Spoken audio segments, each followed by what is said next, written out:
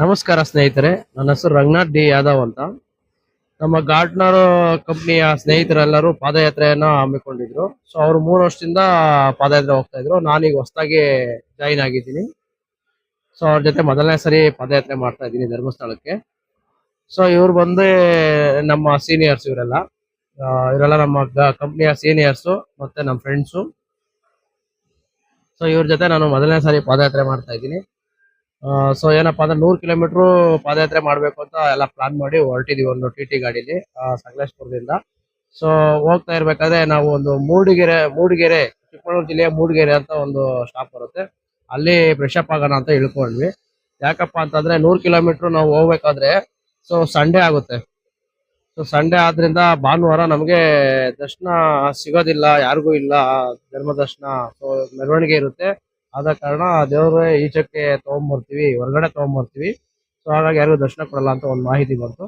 ಹಾಗಾಗಿ ಸರಿ ಆಯ್ತು ಅಂತ ಒಂದು ಮೂಡಿಗೆರೆ ಗ್ರಾಮದಲ್ಲಿ ಇಳಿದು ಸೊ ಅಲ್ಲಿ ಫ್ರೆಶ್ ಅಪ್ ಆಗೋಣ ಅಂತ ಟಿ ಗಾಡಿ ನಿಲ್ಸಿ ಎಲ್ಲರೂ ಇಳಿದ್ವಿ. ಅಲ್ಲಿ ನೋಡಿ ಆ ಮೂಡಿಗೆರೆ ಸುತ್ತಮುತ್ತಲ ಗ್ರಾಮಸ್ಥರು ಹಾಗೂ ಸಂಘ ಸಂಸ್ಥೆಗಳು ಸೇರ್ಕೊಂಡು ಪಾದಯಾತ್ರಿಗಳು ಬರೋರ್ಗೆನೆ ಒಳ್ಳೆ ಶೌಚಾಲಯದ ವ್ಯವಸ್ಥೆ ಆಗಿರ್ಬೋದು, ಮಲಗಲಿಕ್ಕೆ ವ್ಯವಸ್ಥೆ ಆಗಿರ್ಬೋದು, ಊಟದ ವ್ಯವಸ್ಥೆ ಆಗಿರ್ಬೋದು ತುಂಬಾ ಅಚ್ಚುಕಟ್ಟಾಗಿ ಮಾಡಿಕೊಟ್ಟಿದ್ದಾರೆ. ಸೊ ಅವ್ರಿಗೆ ತುಂಬ ಹೃದಯ ಧನ್ಯವಾದಗಳು ಹೇಳಕ್ ಇಷ್ಟಪಡ್ತೀನಿ ನಾನು. ಯಾಕೆಂದ್ರೆ ತುಂಬಾ ಚೆನ್ನಾಗಿ ಮಾಡಿದ್ದಾರೆ. ಇದು ಒಳ್ಳೆ ವಿಷಯ. ಸೊ ಇದೇ ತರ ಅವ್ರು ಮುಂದುವರ್ಸ್ಕೊಂಡು ಹೋಗ್ಲಿ, ದೇವರು ಅವ್ರಿಗೆ ಹೆಚ್ಚಿನದಾಗಿ ಆಯಸ್ಸು ಆರೋಗ್ಯ ಕೊಡ್ಲಿ ಅಂತ ಮಂಜುನಾಥ ಸ್ವಾಮಿ ನಾನು ಕೇಳ್ಕೊಳ್ತೀನಿ.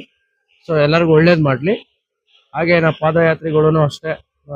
ಸೊ ಈ ಅವಕಾಶನ ಸದುಪಯೋಗ ಪಡಿಸ್ಕೊಂಡು ಒಳ್ಳೆ ರೀತಿಲಿ ಸೊ ಆರಾಮಾಗಿ ಪಾದಯಾತ್ರೆ ಮಾಡ್ಕೊಂಡ್ ಬರ್ಲಿ ಅಂತ ಕೇಳ್ಕೊಂಡು ಸೊ ಇಲ್ಲಿಂದ ನಾವು ಹೊರಟ್ವಿ. ಒಂದು 9-9:30 ಆಯ್ತು. ಸೊ ಇನ್ನೇನು ಊಟ ಮಾಡೋಣ ಅಂದ್ಬಿಟ್ಟು ಅಂದಿವೆ ನಿಲ್ಸಿದ್ವಿ. ಅಲ್ಲೊಂದು ಮಸೀದಿ ಇತ್ತು. ಸೊ ಅಲ್ಲಿ ತುಂಬಾ ಬೆಳಕಿನ ವ್ಯವಸ್ಥೆ ಎಲ್ಲ ಚೆನ್ನಾಗಿತ್ತು. ಹಾಗಾಗಿ ಟಿ ಗಾಡಿನ ಸೈಡ್ಗೆ ಹಾಕ್ಬಿಟ್ಟು ಅಲ್ಲೇ ನಾವು ತಂದಿರೋದಂತ ಊಟಗಳನ್ನೆಲ್ಲ ತಗೊಂಡು ಎಲ್ಲಾರು ಊಟ ಮಾಡಿ ಸೊ ಒಂದು 2-3 ಅವರ್ಸ್ ರೆಸ್ಟ್ ಮಾಡೋಣ ಅಂತ ಪ್ಲಾನ್ ಮಾಡಿದ್ವಿ. ನೋಡಿದ್ರೆ ರಾತ್ರಿ 12:30 ಆಗೋಯ್ತು ಮಲಗಿ ಎದ್ದೊಳ್ಬೇಕಾದ್ರೆ. ಸರಿ ಆಯ್ತು ಅಂದ್ಬಿಟ್ಟು ತುಂಬಾ ಕತ್ಲಿತ್ತಲ್ವಾ, ಸರಿ ಆಯ್ತು ಅಂತ ಎದ್ವಿ. ಅದ್ಬಿಟ್ಟು ಒಂದು ಕೊಟ್ಟಿಗೆಯಾರ ಪ್ಲಾನ್ ಮಾಡ್ಕೊಂಡ್ವಿ ಒಂದು 50 ಕಿಲೋಮೀಟರ್. ಸೊ ಅಲ್ಲಿ ಕರ್ಪೂರ ಎಲ್ಲ ಹಚ್ಬಿಟ್ಟು ಸೊ ಫ್ರೆಂಡ್ಸ್ ಗಳೆಲ್ಲ ಸೇರ್ಕೊಂಡು ಒಂದು ವಿಡಿಯೋನ ತಕೊಂಡ್ವಿ. ಸೊ ಗ್ರೂಪ್ ಫೋಟೋ ತಕೊಂಡು ಸುಮಾರು 1 ಗಂಟೆ ಆಗಿತ್ತು ಸ್ನೇಹಿತರೆ. ಅದು ತುಂಬಾ ಕತ್ಲಿತ್ತು. ಸ್ವಲ್ಪ ಎದೊಳ ತಡ ಆಗೋಯ್ತು. ಬೇಗನೆ ಹೊರಡೋಣ ಅನ್ಕೊಂಡ್ವಿ, ಆಗ್ಲಿಲ್ಲ. ಸೊ ಆಮೇಲೆ ಅಲ್ಲಿರೋ ನೋಡಿ ಸಾವಿರಾರು ಭಕ್ತರು ಪಾದಯಾತ್ರೆ ಮಾಡ್ಕೊಂಡು ಎಲ್ಲ ಅಲ್ಲಲ್ಲೇ ಮಲಿಕೊಂಡು ಎಲ್ಲ ಸ್ಟಾರ್ಟ್ ಮಾಡಕ್ ನಿಂತ್ರು. ಫುಲ್ಲು ಘಾಟ್ ಸೆಕ್ಷನ್ ಅಲ್ಲಿ ನಡೀತಾವ್ರೆ. ಭಯ ಅನ್ನೋದು ಸಿಕ್ಕಾಪಟ್ಟೆ ಇತ್ತು. ನನ್ಗಂತೂ ಫಸ್ಟ್ ಟೈಮ್ ಅಲ್ವಾ. ಸೊ ಹಾಗಾಗಿ ಇರ್ಲಿ ಬಿಡು ಅಂತ ದೇವ್ರ ಮೇಲೆ ಧೈರ್ಯ ಮಾಡ್ಕೊಂಡು ಹೋದೆ. ಅಣ್ಣಪ್ಪ ಸನ್ನಿಧಿ ಬಂತು.